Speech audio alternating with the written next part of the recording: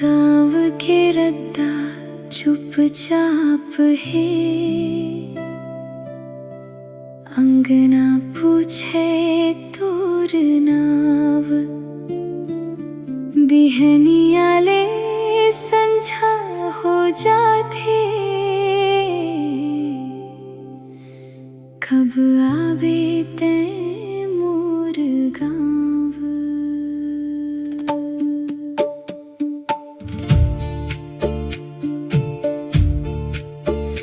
कब आवे ते मोर गाँव, मोर संगी सुन ले बात।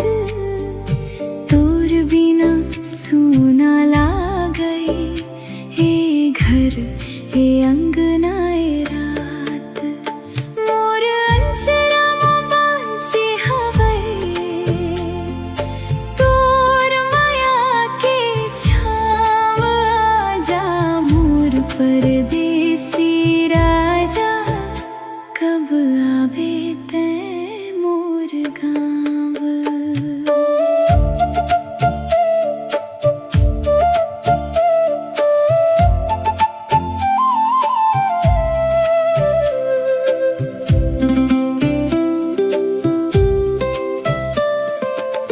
पीपर डार मन पंछी बोले, नदी गुनगुन गीत सुनावे। सबके संगी घर लौटिन, मोर मन तोला खोजत जावे। गली गली तोर सुरता बस गे, हर कोती तैच दिखाई दे।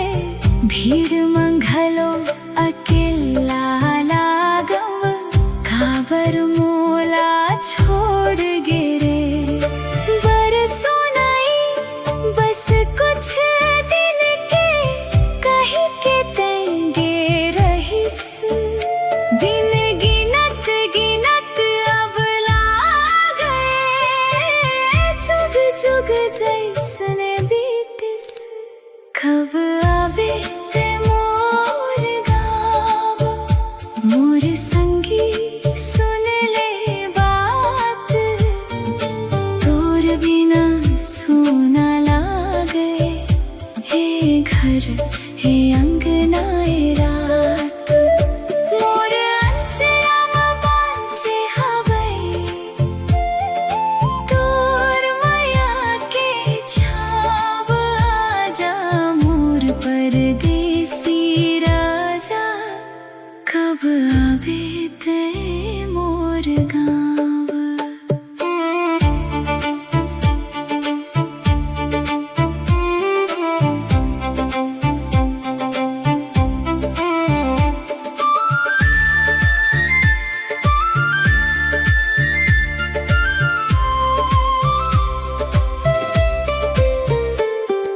धान के बाली पाकत देखव, फिर मन मोर नई हर साए। नवा बिहान घलो फिक्का लागे, तोर हंसी बिन रंग नहीं आए।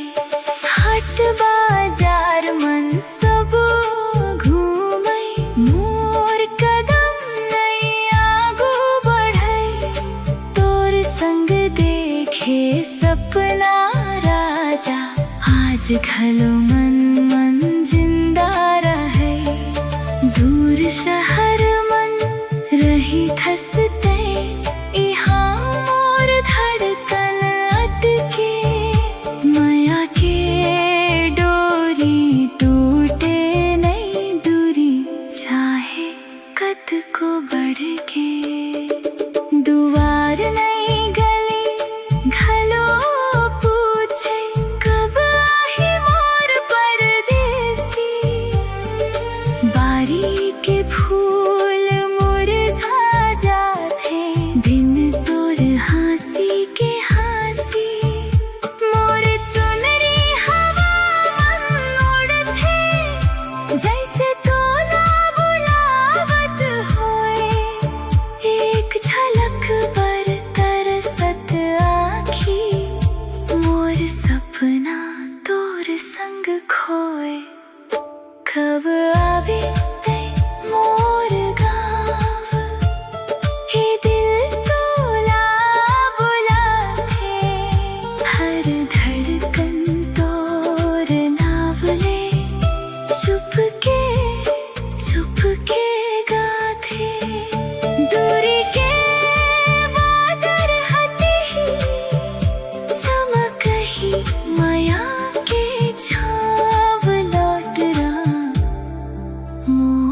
मोर राजा कब आबे ते मोर गाँव कब आबे ते मोर गाँव ए अंगना आज घलो तोर रत्ता ताकत है जल्दी ला